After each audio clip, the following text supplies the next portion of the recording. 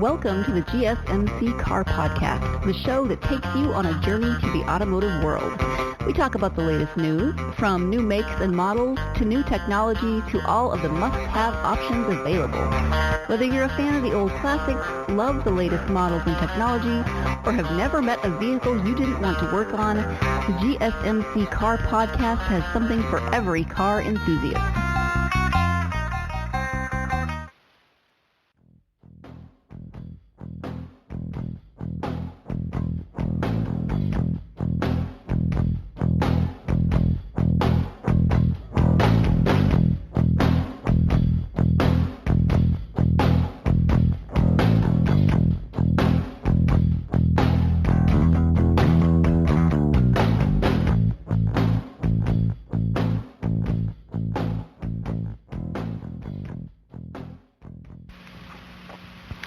Hello, and welcome to the GSMC Car Podcast, brought to you by the GSMC Podcast Network. I'm your host, David Lucy Mabel. All right, let's hit the ground running, folks. Today, we're going to be talking about something that's very new, that's very exciting, and that has just happened within the past week in the car world. Today, we're going to be talking about Chrysler's saving grace, Stellantis. Okay. I know that right off the bat, nobody's going to know what Stellantis even is. Nobody's going to even think that it's even related to cars with such an odd name. Just trust me, this is going to be good, especially for any of you holdouts out there that might still be loyal fans of Fiat Chrysler. I used to think you were crazy, but if you were still a loyal fan of Fiat Chrysler after this merger, I understand. I understand. So, what is Stellantis? That's what we are first going to discuss in this podcast. We're going to be discussing several things. We're going to be discussing what is Stellantis. We're going to be discussing quality concerns with Stellantis because, whenever Chrysler is involved, quality has to be mentioned and quality should be concerned. We're going to be talking about what will this mean for the car market. And we're going to be talking about my thoughts. Of course, in segment 4, it's always my thoughts because I have to let you all know what I honestly think. So let's get started. What is Stellantis exactly? Okay, Stellantis comes from the Latin stello, which means he that brightens the stars. It sounds very nice. It sounds very luxurious and pretty and whatnot. So maybe this name is, I don't know, maybe this name is a foreshadowing of what is to come with this company. Maybe they're going to brighten the stars in the night sky or something, something cheesy like that. But anyways, I thought I had to let you all know what the name came from, what it meant, because that's important, especially with such a unique name as Stellantis. It kind of sounds like Stellaris. Stellaris, isn't that a medication for something? That's what I immediately thought when I heard about Stellantis. I heard about Stellaris. Now, if you had listened to my podcast concerning French cars, you will know that at the end of that podcast, I did mention Stellantis. But the merger at that time had not been complete. The merger has now since been completed on January 4th, 2021. We are in 2021 now, folks. The merger has since been completed. And that means that the two groups, which you will soon find out about, have merged and that they are officially together, and then they will begin working as a unit pretty soon. So this is what's important. Let me move on. Stellantis is a Dutch-based multinational automotive manufacturing corporation resulted in the merger of Groupe PSA, of which Peugeot and Citroën belong, and FCA, Fiat Chrysler, and all of their brands under that name. So, get this. This is potentially the first time that I've ever heard of French car companies merging with Italian and American car companies. You got 3 or 4 countries involved in this.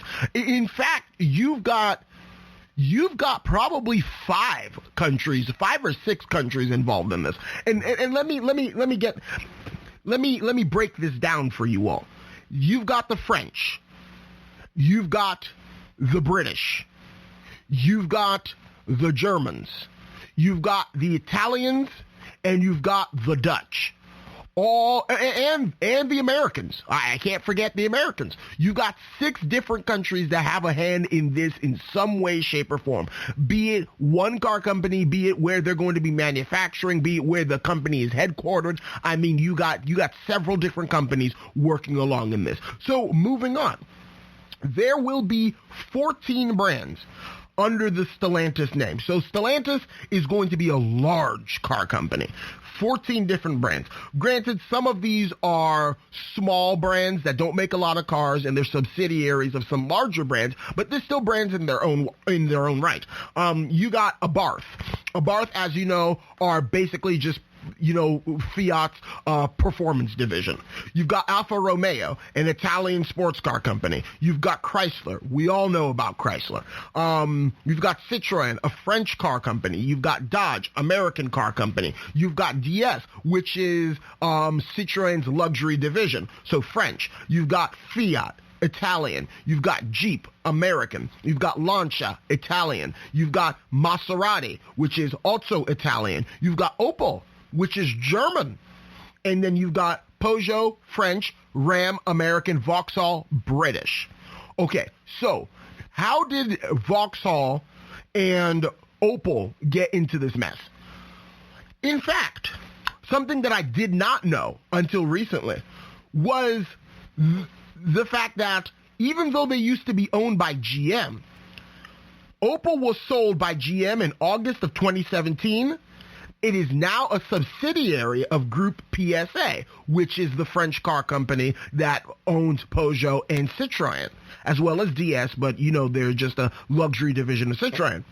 And the same thing happened to Vauxhall in August of 2017.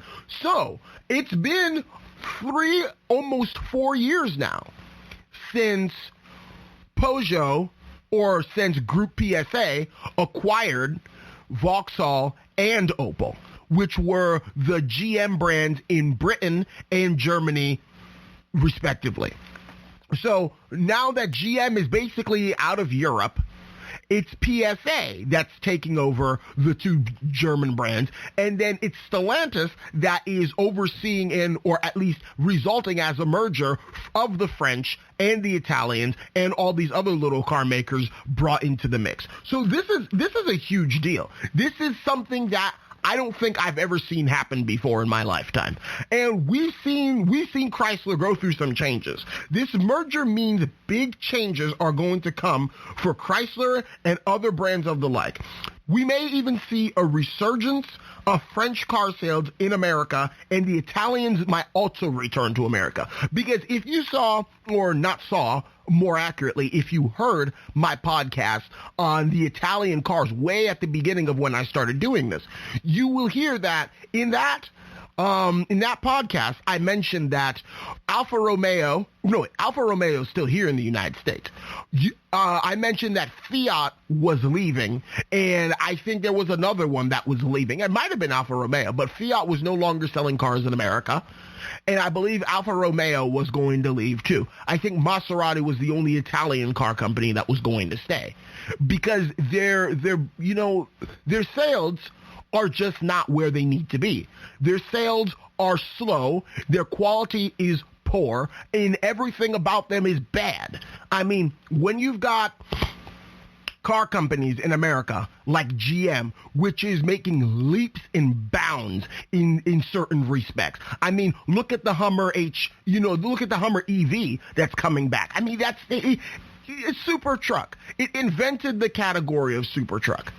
And when you've got Tesla, which is basically monopolizing the electric car industry, especially that Elon Musk just a couple of days ago surpassed Jeff Bezos as the richest man on earth.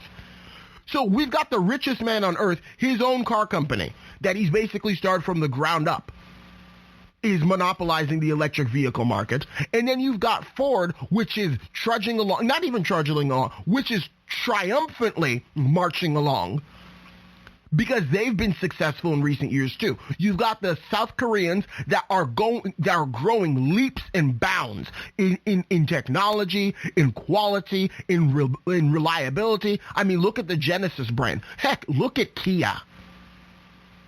look at Kia. Look at where Kia was 20 years ago and look at where they are now. Nobody can say with great confidence that Kia is a bad car company. Nobody can say that Kia makes bad cars. And it's taking me to say that because I was such a purist. I believed, no, Kia's bad. Hyundai, bad. This, bad. Nah. I was real against Kia or Hyundai or anything of that sort. But I can no longer deny it. Where they came from and where they are now it's night and day, two completely different dimensions. I mean, Kias from 20 years ago, 25 years ago, don't even aspire to hold a candle to the Kias that are being made today. So when you take all of these very successful car companies, and we're talking about regular car companies here. I'm not even talking about the luxury brands. I'm talking about regular everyday automobiles that people drive on the roads. And of course, you've got the Japanese powerhouses, Toyota and Honda still. I mean, when you've got all these competing in the American market, all of those have good quality, good reliability, good technology, and many of them are in the electric vehicle market or budding and getting into the electric vehicle market. You have Fiat Chrysler. Fiat Chrysler did not even have an electric vehicle. They weren't even in the talks of developing an electric vehicle, at least not so deep into the talks that they would, release that to the public. Chrysler, the once great Chrysler, was reduced down to two models. Two models, albeit one model had three different versions of it, but still, two models Chrysler was reduced down to. You had the Chrysler 300, which was hopelessly antiquated, but still carrying along. And you had the Chrysler Pacifica minivan, in which they had three versions of it. You had the Pacifica, you had the Voyager, and you had the Pacifica Hybrid. The Voyager is just the base model Pacifica that came to replace the Dodge Grand Caravan when they finally killed it. Chrysler was reduced down to almost nothing. Jeep and Dodge and Ram were what keeping Chrysler alive. And I can't even say Dodge so much because Dodge had gone down a rabbit hole and started making ridiculously expensive, ridiculously performance-oriented muscle cars that really don't have a place in the market anymore. I mean, there are people who still freak out, oh my God, it's a Dodge Challenger SRT Hellcat. Even me, I rode in a Dodge Charger with a Hemi engine. I was like, you know what? This car has some kick to it. I appreciate this. But you could be on the inside of the car. It did not feel like something that was produced in the past 2, 3, 4, 5 years. It felt older than that. The materials are aging. The plastics are no longer working. I mean, like, if you're going to charge that much for a muscle car, goodness, at least make the interior worth sitting in, worth spending time in. The seats were comfortable. That was about it. But everything else was just cheap. I mean, you can no longer deny the fact that Fiat Chrysler was going downhill. And this is their saving grace. I just don't understand. You'll find out in segment 4 my own personal thoughts about this. I am floored. I'm shocked, and I don't understand how Chrysler could get themselves out of this one. I mean, like, I for sure thought that this was the end of Chrysler, that there was nothing that they can do anymore, that they were just going to have to shut their doors, divest from the Italians, and then sell Jeep, and then sell Ram, and sell Dodge, and call it a day. But I was wrong. Chrysler managed to find a way, even if it's through the Italians, to get to the French, which are known for making good cars, so they can continue living. And that, I have to commend them. There will be big changes coming. there will be big changes coming. I mean, I'm very excited to see what's going to happen, because you're going to have a car company that actually has money now. You're going to have a car company that actually has, brains leading it. I mean, as much as the French tend to be a little bit uppity, I mean, nobody can deny the fact that they make wonderful cars. And their technology has always been not only reliable, but ahead of its time. Just a couple of podcasts ago, I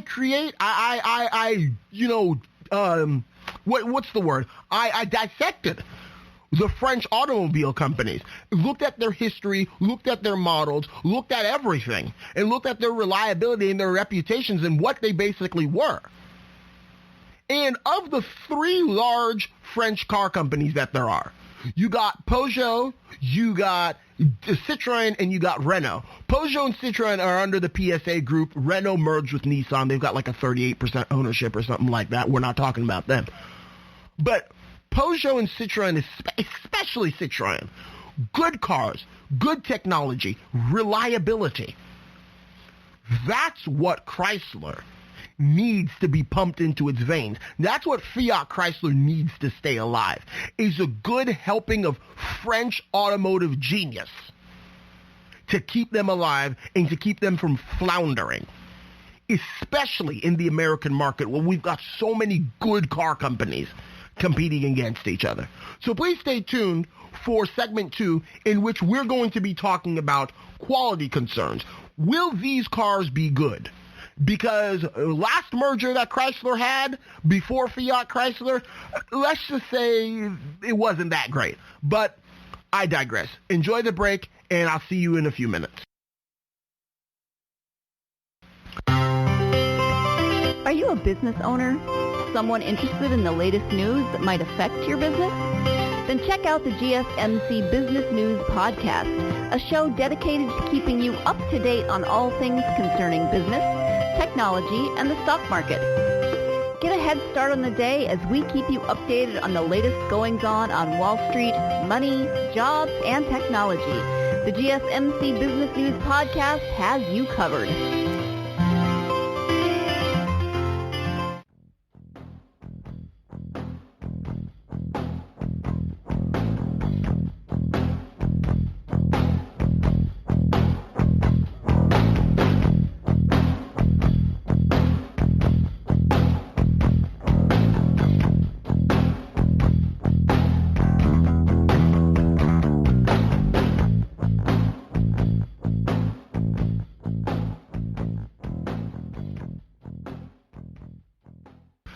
All right, welcome back, folks. So we spoke about Stellantis, what it was, basically what it might mean for the car world here in America, and, just the sheer shock value that Chrysler would be able to bring itself back from death's doorstep yet again. So now we're going to be talking about quality concerns, because, like I said, wherever Chrysler is, quality must be concerned. Chrysler is like the opposite of King Midas. King Midas, everything he touched turned to gold. Chrysler, on the other hand, everything they touch turns to the opposite of gold, whatever that may be. But anyway, moving on. So, the merger is a mixed bag. The merger is a 50-50 merger. So that means Fiat Chrysler have 50% stakeholding, or, ownership, I should say, in Stellantis, and then Groupe PSA, the French cars, have 50% ownership. So here's where the situation gets kind of hairy. This is why the merger is considered a mixed bag, in my book at least. Groupe PSA has a reputation for reliability and quality, just as I spent the last few seconds of the last segments praising them for. FCA is known for the exact opposite. Italian cars have never been reliable. That is a well-known fact. The Italians themselves would tell you that. Fiat, piece of junk. Maserati, pretty, but piece of junk. Lancia, I have no earthly clue because I've never even seen one before. Even when I went to, no, actually that's a lie. When I went to Japan, I saw Lancia Delta HF Integrale. I saw one. But I've never ridden inside of one, and I've never known someone who's owned one. So I couldn't tell you what their quality concerns, what their quality is like. But keeping with the theme of Italian cars, they're probably junk as well. What else? Abarth is just performance Fiat. Fiat's junk. What else? What other car companies exist in Italy that are under this, this group? I mean, none of them are good. Alfa Romeo, real pretty, real performance-oriented, not reliable. Italian cars, live fast, die young, leave a sexy corpse. That's what they do. That's just the culture of their cars. I mean, goodness, heck, if Lamborghini wasn't, acquired by Volkswagen a few years ago, goodness, I mean, Lord knows what could have happened to them. And Ferrari, I don't even know where Ferrari is. I think Ferrari might be under Volkswagen as well. Maybe Ferrari might still be independent. Who knows? But point is, none of the Italian cars are built well, and none of them are reliable. None of them have good quality. The French cars, however, are known for quality and reliability, and most of all, innovation and technology. So you got a mixed bag. What I think would have been more advantageous, if I could put it that way, is if Fiat Chrysler had less ownership and Peugeot and all the other ones in Groupe PSA had more ownership. That way, it would have been better, because Peugeot and Groupe PSA and all of the cars associated with that, which are all good car companies as far as I've heard and as far as I'm concerned,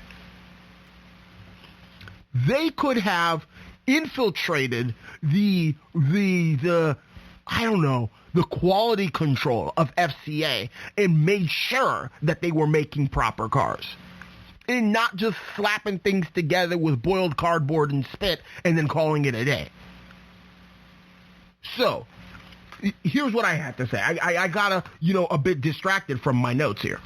Historically, within the past 20 to 25 years, Chrysler has merged with two different companies. Chrysler was originally independent from 1925-ish to 1998. Chrysler was independent. They were known as the Chrysler Corporation. And in fact, Walter P. Chrysler brought Chrysler together from the remains of the Maxwell Automobile Company, which Maxwell hasn't produced cars in almost 100 years. It's been 96 years. So nobody alive today knows, what a Maxwell is. I mean, most people alive today don't know what a Maxwell is. Obviously, people know what Maxwell is because you got car enthusiasts out there like Jay Leno and whatnot. But the layman has never heard of Maxwell. If they're going to ask you Maxwell, they might tell you Maxwell House, like the coffee. They wouldn't tell you that Maxwell used to make cars. So get this. In 1998, Chrysler did its first merger with Daimler, and this lasted 9 years until Daimler divested in 2007. So it's not like they just split. Daimler looked at Chrysler, and they're like, yeah, we're no longer dumping money into you. And they removed themselves. That's what divested means. They did the opposite of invested. They divested, which means they died. I mean, think of it that way. Divesting means that you're dying. I mean, they're taking their money out of you. So this era was very problematic in terms of quality, especially for Mercedes-Benz. Get this. I heard it put this way. I was watching a documentary of sorts because I'm weird. I watch little documentaries on cars and whatnot. Sorry, you can't blame me. But I was watching a documentary about this, and it made perfect sense. You had Chrysler, which had been known for making affordable premium automobiles, and they had some luxury cars in their lineup. But really, after Imperial died, I mean, you couldn't conceivably call Chrysler a true luxury brand. They were more in terms of like Buick and Mercury, as far as their prices went and as far as the cars that they produced. Mercury, when it used to still be alive, was a premium car company. Luxury was Lincoln. Buick has always been the premium car brand. Luxury was Cadillac. Chrysler had I would say Chrysler had been the premium one. Imperial was the luxury one. But Imperial, there was a time that Imperial was a standalone brand. There was a time that it was Chrysler Imperial. But eventually, I believe in the late 80s, they killed Imperial, the Imperial nameplate for good. I mean, the true Imperials that came before the, Lee Iacocca and the K cars were way back in the late 70s when they finally killed those cars.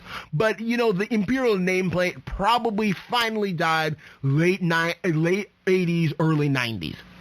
So you have Chrysler, which was, making affordable premium luxury cars, or premium cars, not luxury cars. And then you had Mercedes-Benz, the company that invented the automobile.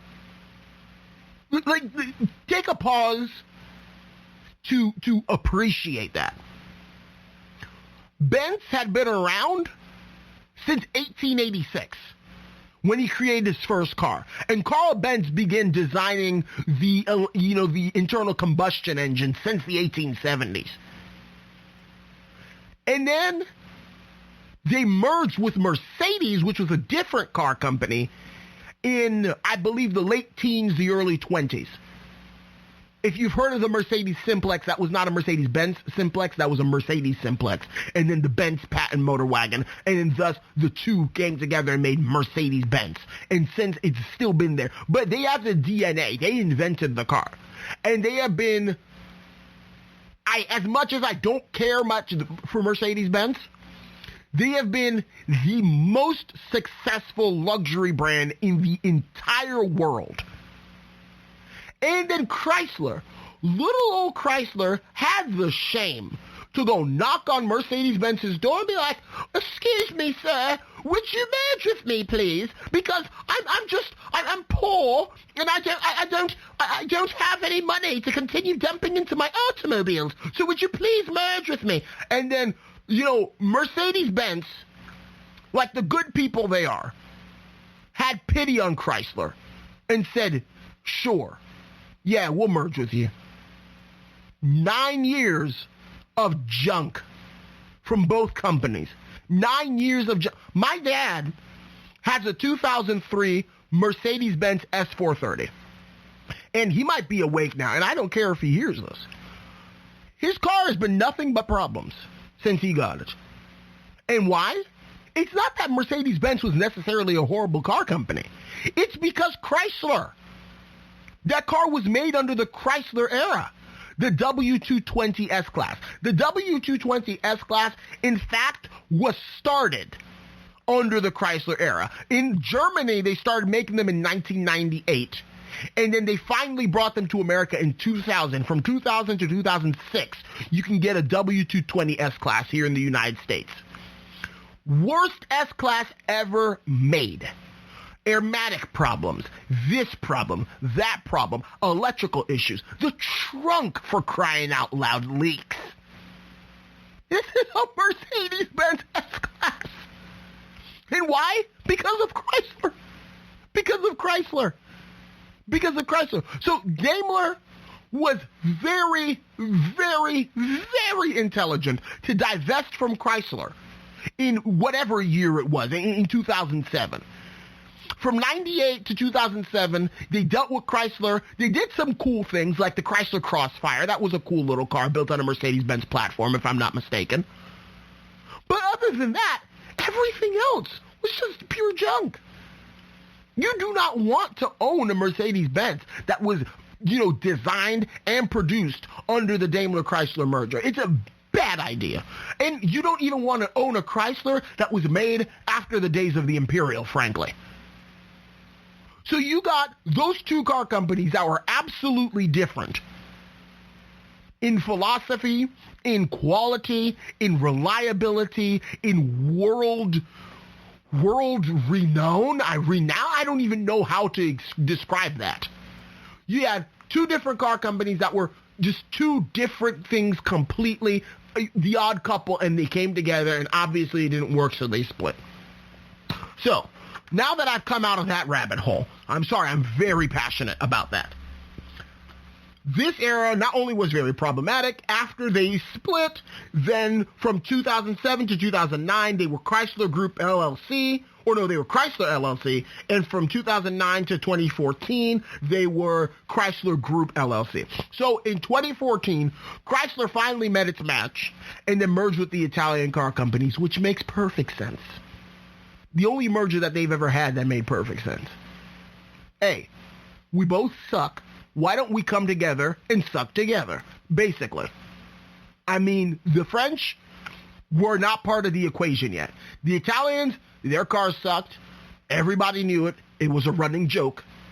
Fix it again, Tony, is Fiat. And then you had Chrysler. Chrysler, we all know Chrysler. So they came together, and then for the past 6-7 years or so, they've been struggling to make it. Chrysler has steadily become diminished. Dodge has just devolved into stuffing giant V8s into, cars that really don't need them.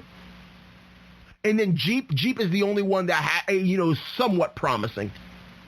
And then Ram just makes pickup trucks. Which Ram is just a spin-off of Dodge anyway. So from 2014 to 2016, you had this transitionary period. Before Chrysler merged with FCA, they merged with Daimler and brought their quality down. Then they merged with Fiat that has equally as bad quality. What will this merger bring? And this is why I stress the point that the only way for this merger to be successful is if Groupe PSA has a grip on Chrysler and tells them basically, stop what you're doing, I'll take it from here and I'll teach you how to make cars properly. Because they don't know how to make cars properly, bless their hearts, they just don't know how to do it. You've got all the technology that has been going around in the car world. You've got all of the cars have become so much more reliable than they used to be. At least, in terms of not falling apart, in terms of build quality. In terms of sheer reliability of engine and transmission, they're probably not as reliable as they used to be. But in terms of build quality, for sure, cars have definitely gone up in quality. So now, get this. You've got this floating around the car community, the car world, and then you still manage to make cars like the Chrysler 300, in which 3 years after owning it, your interior is already falling apart. Come on, man. You can still be shameless and make the Jeep Wrangler, which has been far and wide known as a terrible vehicle. It's horribly outdated. The off-road capabilities are great, but you can also get the same off-road capabilities from your Toyota 4Runner that's not going to die. Oh, but it looks retro. It's cool. At that point, you know what? Yeah, they might make beautiful cars, but to what end? Oh, the Chrysler 200. Oh, my land. God gracious, I thought the 300 was bad. I thought the Jeep Wrangler was bad. The Chrysler 200, goodness, had so many recalls. People's transmissions would just stop on them. My friend John Daniel had a Chrysler 200. He probably still has it. With 55,000 miles, he was already having problems with his transmission. 55,000 miles. Yet, I've got a Buick Park Avenue Ultra, owned by GM, that's about to hit 150,000 miles before the end of this month. And what's wrong with her? Nothing. Ain't nothing wrong with my car, as far as engine and transmission goes. I need a coolant temperature sensor, and I've got a brake light sensor that's gone bad. Other than that, there ain't nothing wrong with my car. And my car is 18 years old this year. Just think about that. Just think about that. So, in order for this merger to work properly, Groupe PSA is going to have to be the forefront and basically teach Chrysler how to make cars again and teach Fiat how to make cars again if they hope that this is going to be successful. Because obviously, listening to what Chrysler has to say is disastrous. Look at what happened to Mercedes-Benz. And I would say that forever marred Mercedes-Benz. I don't know if I can ever look at Mercedes-Benz the same way again after seeing my dad's Mercedes-Benz. But get this. One last thing before I close out this segment, because I've gone over my time here. His E-Class his 2000 E-Class that was developed by Mercedes-Benz alone in the late 90s or in the mid-90s. They started making that generation of the E-Class from 96, I believe, to 2002. His is a 2000, even though it was made under Daimler Chrysler. It was developed way before they took over. That car has been infinitely reliable. I mean, the only thing it needed was a crankshaft position sensor. Other than that, it's for the car, 20 years, it's infinitely reliable. And it's a wonderful car to drive. And it's simple, it's well put together, it's well built, and there's not much on it to break. That's a good car. That was designed before Chrysler took over. So I can hope and pray that Chrysler isn't going to screw up the good name of Peugeot, the good name of Citroën especially, the good name of Opel and Vauxhall, and all of those cars are under Groupe PSA. But we shall find out. So stay tuned for the next segment. Tired of searching the vast jungle of podcasts? Now listen close and hear this out. There's a podcast network that covers just about everything that you've been searching. Hey! The Golden State Media Concepts Podcast Network is here. Nothing less than a podcast bliss with endless hours of podcast coverage. From news, sports, music, fashion, cooking, entertainment, fantasy, football, and so much more. So stop lurking around and go straight out to the Golden State Media Concepts Podcast Network. Guaranteed to fill that podcast itch. Whatever it may be. Visit us at www.gsmcpodcast.com. Follow us on Facebook and Twitter, and download us on iTunes, SoundCloud, and Google Play.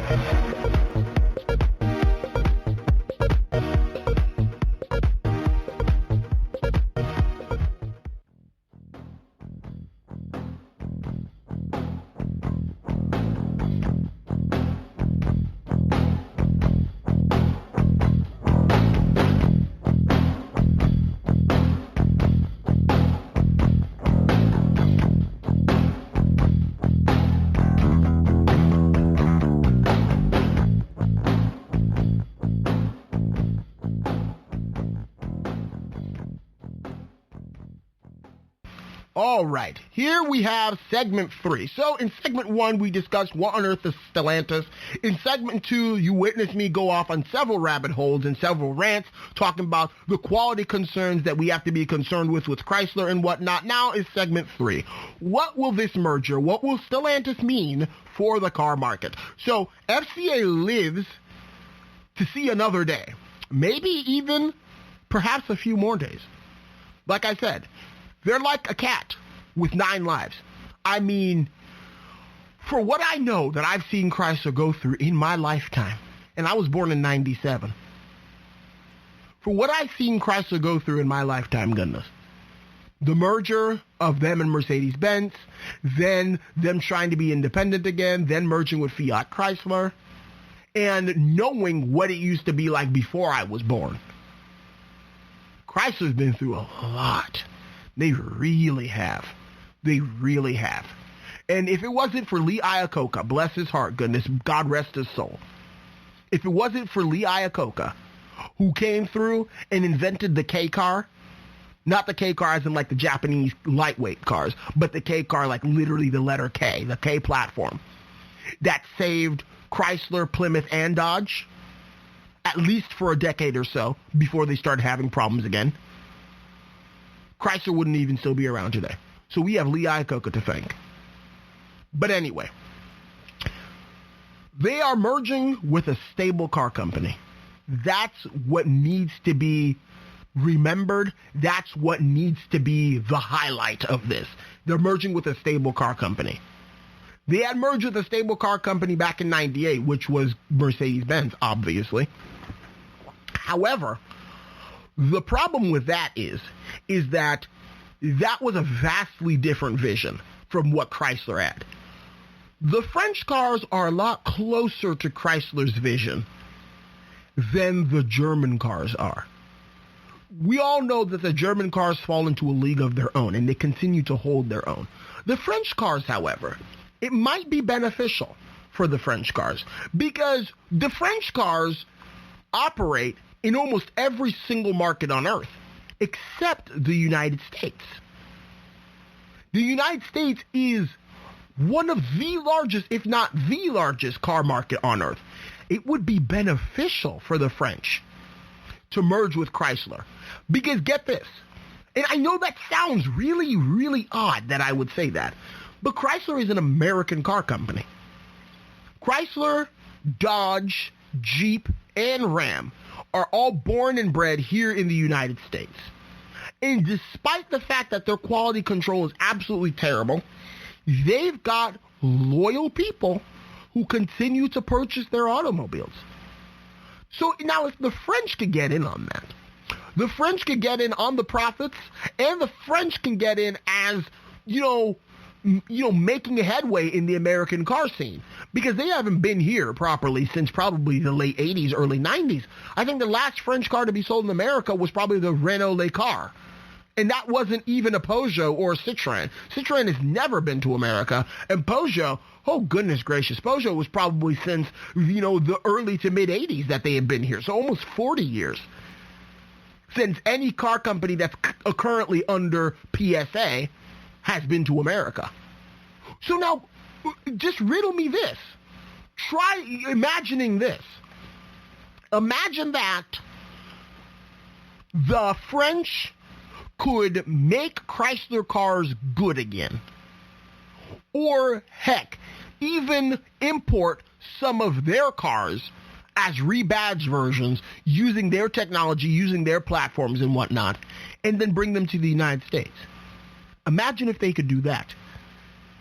The French brands get money, they get recognition, and Chrysler and all of its, subsidiaries or all of its associated car brands, no longer subsidiaries technically, can finally have, a proper stake in the modern American automobile scene. And then that same technology and same reliability and same build quality that the French have, they can put them into the Italian cars and make what is so beautiful actually work beautifully too. Now, I know this is really just wishful thinking on my part. I don't know if it'll actually happen. I can't guarantee that it'll actually happen. Because at the end of the day, Chrysler's so bad, Fiat is so bad, that the French would have to work a lot to turn them around. But maybe that's the reason why they merged. Who knows? Their vision of making, cars is a lot closer to Fiat and Chrysler's vision than Mercedes-Benz was to Fiat or was to Chrysler's vision back in the day. This might actually be very, very beneficial. And I'm hoping it is so. Now get this. This will work only if Groupe PSA calls the shots, and they need to do a lot of work, just like I just said. It's going to be tough. And you might have a few years that Chrysler quality is still bad. You might have a few years that Fiat hasn't come back to America yet, and Alfa Romeo and the other Italian car companies that have left aren't going to come back to America yet. However, if they're successful, then you will soon see that old models are going to be going the way of the dodo. The new models are going to start coming in, and then the new models are going to have a distinctly different feel to them, because I truly believe that if they're smart, they will let the French take the reins as far as production and quality control goes. And then they'll take the Italians and the Americans take the reins as far as design goes, because, I love the French, goodness, but they don't make very pretty cars. They let the Italians and the Americans take design, let the French take manufacturing and engineering, and then French engineering, French innovation, French production methods, coupled with American performance and American comfort and Italian design. Perfect car. I dare say perfect car. Because you're taking everything good from those three different car cultures. You're taking the Italian design. Italians make the most beautiful cars on earth. The Volkswagen Carmen Ghia, which I say is one of the most beautiful cars of all time, was designed by an Italian, design firm, Ghia. I mean, the Aston Martin Lagonda Carafe, that body, Lagonda, that's Italian. I mean, you get some of the most beautiful cars of all time. The Lamborghini Diablo. Whew, lordy goodness. Italian. And then you get American performance and American comfort. Chrysler? My goodness, Chrysler makes some amazing performance vehicles, the muscle cars that they make. And then you get the comfort. The comfort that all American cars are known for worldwide. I mean, heck, look at Cadillac. That's some of the most comfortable cars. Historically speaking, at least. You get some of the Imperials of back in the day. Goodness, road-hugging weight, driving your living room couch. It's like sitting on a lazy boy. You get that. And then you get the French engineering. Goodness gracious, the Citroën DS. A feat of engineering. With the hydropneumatic suspension that you didn't even need a jack to change a tire on this car. The suspension would just sit with three wheels on the ground because it was that well engineered and it was reliable. You get all three of that together, goodness, man, Stellantis might actually be able to do something good. And heck, Stellantis might actually be able to do something good that I would be willing to buy. That's saying a lot because I didn't even want to work at a Chrysler dealership when I was looking for jobs back during undergrad. I didn't even want to work at a Chrysler dealership because I told myself I couldn't bring myself in good faith to have people buy something that I know for sure I would never buy. But if Stellantis does this right, this might be the Italian saving grace. It might be Chrysler's saving grace. It might be the saving grace for so many car companies across the world. So I just hope they do this correctly. But I speak of Chrysler so much. There ain't no guarantee that Chrysler is going to survive. Because like I said, Chrysler is on death's doorstep. Chrysler is on death watch. We're just waiting for the call until Chrysler dies. I mean, we're waiting for the call that we're like, ring, ring. Okay, we pick up. We know it's bad news. Chrysler is dead. They just passed on. We're waiting for that call. But there still could be a miracle under Stellantis. And I'm talking about Chrysler itself. Previously, when I say Chrysler, I mean Fiat Chrysler. But I'm talking about Chrysler, the brand, the mark itself. Chrysler is down to two models, like I mentioned earlier. The Pacifica and its variants, and the 300. Okay. Chrysler can go one of two ways. Chrysler can be killed and put out of its misery, which there have been speculation. You can look it up online. There are articles speaking about Chrysler potentially dying after Stellantis, the Stellantis merger is complete. And then you may have Chrysler go this way. They may return as rebadged DS models. If you remember, DS is the luxury division of Citroën. And they may come to America as rebadged French cars. So the Chryslers would be almost like a captive import sort of situation. Which might be very, very good, granted, if they just change the designs. Because French car designs are not going to work here in America. They're just ugly. But the engineering, the reliability that DS cars have been known for having, especially over in Europe, coupled with Chrysler's gorgeous designs, I mean, you've got a good car on your hands. You've got something that could really combat, GM, Ford, the Korean luxury car companies, or the Korean cars in general. So many cars could be combated if you have that combination that I just spoke to you all about. Maybe this might change. Maybe this might be the change that Chrysler needed. Because currently, Chrysler is not considered a luxury brand under the Stellantis merger. They're not considered a luxury brand. Maybe that might change as well. I hope it would change because, Cadillac and Lincoln, as far as the American luxury car companies go, I mean, they've got it in the bag. I mean, nobody does American luxury better than Cadillac and Lincoln. I mean, maybe Chrysler can come back and reclaim its spot as the third automaker here in America. But who knows? Is it possible to see the resurgence of Chrysler? Is it possible to see the resurgence of their podium position, if I can put it that way, as the third car in the big three? Who knows? We won't know until a few months, maybe a few years down the line, because this merger has just been confirmed 6 days ago.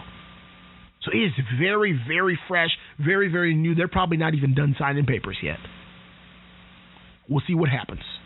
So please stay tuned for the next segment in which you hear my own thoughts and what I'm excited about, as well as some new offerings that Chrysler has been putting out lately, as in Chrysler, Fiat Chrysler. So please stay tuned.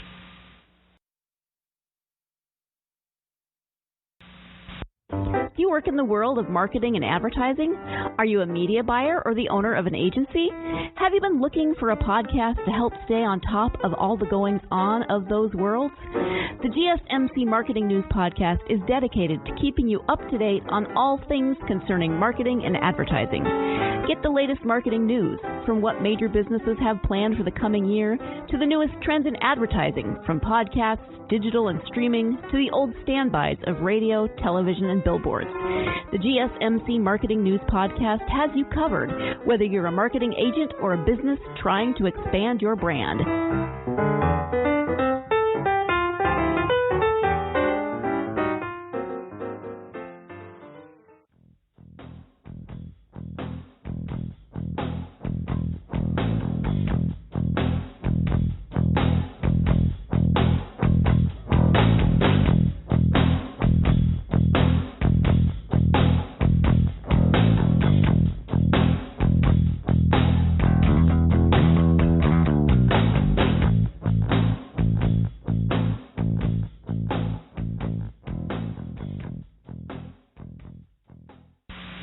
All right, welcome back, folks. So this is segment 4, in which I'm going to discuss my thoughts. I'm surprised. Honestly, I'm surprised. Like I mentioned earlier, I was fully expecting that within 5-10 years, Fiat Chrysler would fall apart. All the Italian cars would go back to Europe. They would no longer be in America.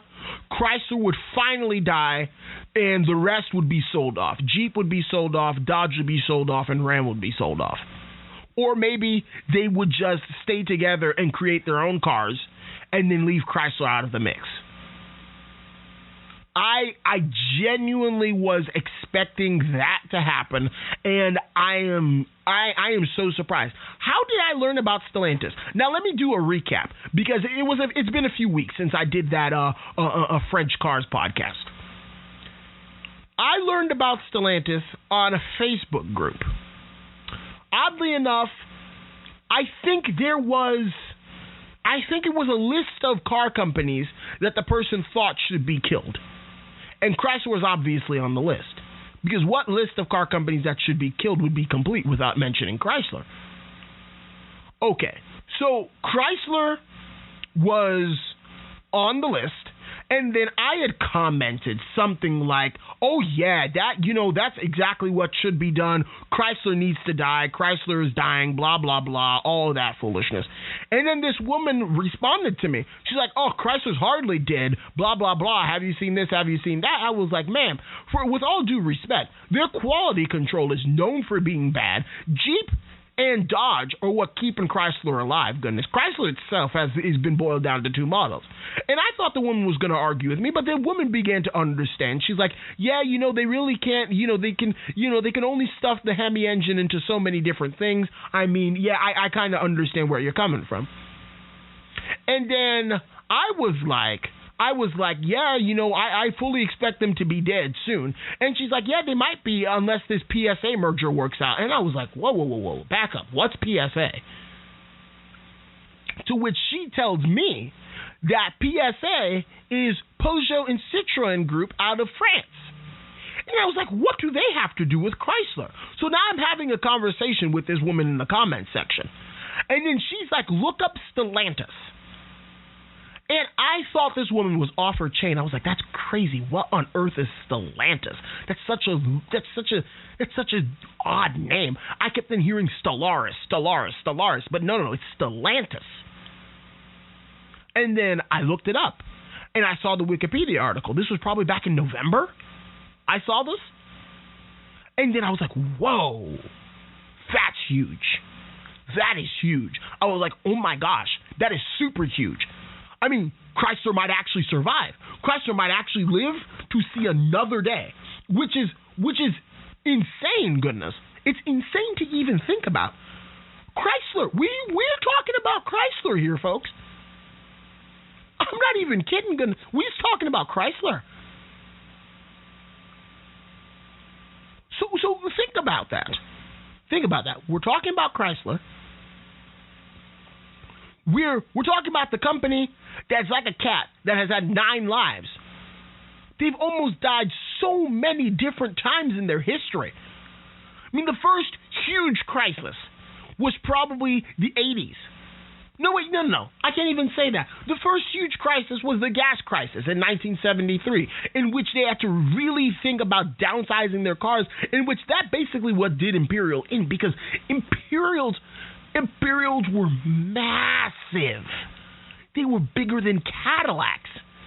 And get this, Imperials were unibody construction cars. The largest and most solid unibody construction car was, I believe, the 58 Imperial. You know, those cars to this day, 70 years after they've been produced, or give or take 60, almost 70 years after they've been produced, they're banned from automotive demolition derbies. They're banned because they're too rigid. You can't lose against something like that. I mean, since the gas crisis where they had to do away with the very large Imperials, and then you had, when they almost declared bankruptcy, and then Lee Iacocca, who, by the way, also, developed the Ford Mustang, one of the most famous American cars in all of history, came through, swooped in with his automotive genius, and saved Chrysler with the K car. I'll have to do a podcast on the K car at some point. And then get this. After that, then you had the crisis that they had back in the mid to late 90s, where they were forced to merge with Daimler, go knocking on their door. And then after that, Daimler divested because they realized that Chrysler was dangerous for them and they couldn't continue having quality suffer like that. So now you had a couple of years where they were independent, and then 2014 again, they merged again. So many different crises in Chrysler's car history. The fact that I saw this that day, goodness, I almost breathed a sigh of relief for Chrysler, because as much as I hate Chrysler, I would be so sad to see them leave, because that's history. That's history. They are a historical brand. My goodness, it would be so sad. Poor Walter Chrysler would be flipping over in his grave if his brainchild that he scrounged up together from the remnants of the Maxwell Company back in 1925 to 1927, about almost 100 years ago now. If Chrysler were to die, that would be a large automotive legacy, be it for better or be it for worse, that would just die. Granted, it's better that they die now while they're this bad before they get any worse. But the merger with the French cars under Stellantis might actually breathe new hope into them. So, Citroën's cars let me shift gears here for a second. No pun intended. Citroen's cars should definitely make an appearance in America, even as rebadged or with different bodywork. They should definitely make an appearance here in America. I think Americans will appreciate the French cars, their technology and their innovation. I think they will appreciate it. And granted, it will, spice up the car, world a little bit, because you've got all of the brands innovating in so many different ways, shapes, and forms. I mean, the Fiat Chrysler group was not innovating. So now that Stellantis is here, and then the Citroën, has a say in what happens in the company. They have influence now. I think they would really be welcome here in America, especially amongst the car technology race, if I could put it that way. Every car company is trying to come out with the next best and greatest thing. So I think it would be very good. It would be very good indeed if Chrysler if Citroën were to make an appearance here in America. Not only would it be very good, it would be beneficial, and they would really fit right in as far as the innovation, as far as the technology that's coming to these different brands. Now, the Chrysler FCA lineup that is hopelessly outdated will get a much, much needed refresh. Think about it. Chrysler 300 has been in this current generation. It's only been around for 2 generations. And it's been around now for almost 20 years. The Chrysler 300. It's been around for like 18 years or something like that. The Chrysler 200 has only had 2 generations in that time period. The most recent generation, I believe, coming out in 2011 or 2012. It's 9 years old.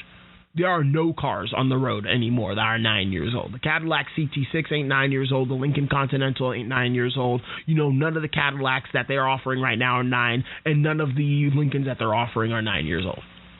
At least not in their same generation. So they've got a 9-year-old car that they've still been peddling to the American people. They got to stop. I mean, the French car companies need to come in and breathe life into this hopelessly outdated, car company, car manufacturing, whatever you want to call it. These hopelessly outdated car lineups. That's the word I was looking for. They really need to do something about it. And you could already begin to see the glimmer of hope. You can already see that there is hope on the horizon. Look at the Jeep Grand Wagoneer that is slated to begin production late this year, early next year, as in late 2021, early 2022. That's when it's slated to begin production. And you've got a larger Cherokee on the way, because the Cherokee has historically always been 2 rows. Now it's going to be 3 rows. You've got a larger Cherokee on the way, and you've got a Jeep Wrangler for the very first time is going to be offered with a V8 engine. These are all very smart things that FCA has been doing. So I can only hope that the Stellantis merger, when the ink has dried on the paper, I can only hope that they hit the ground running and they quickly breathe life into this brand before they forever mar their image in the eyes of the American people and they are beyond the point of return. So this has been the GSMC Car Podcast, brought to you by the GSMC Podcast Network. Now we have an Instagram, and we also have a Twitter account. So follow us on Instagram and Twitter, and pretty soon I will be creating a Facebook page. So please, look us up and follow us, leave a like, leave a comment, leave a review. Listen to us on Apple Podcasts and Spreaker, and share us with your friends. Tell your friends about us. And thank you so much for listening, and have a good night. You've been listening to the GSMC Car Podcast, part of the GSMC Podcast Network. You can find this show and others like it at gsmcpodcast.com. Download our podcasts on Apple Podcasts, Stitcher, SoundCloud, and Google Play. Just type GSMC into your favorite podcast app to find all of the shows from the GSMC Podcast Network. From movies to music, from sports to entertainment, from business news to weird news. Please subscribe to the podcast and follow us on Twitter and Facebook. Thank you, and we hope you've enjoyed today's episode.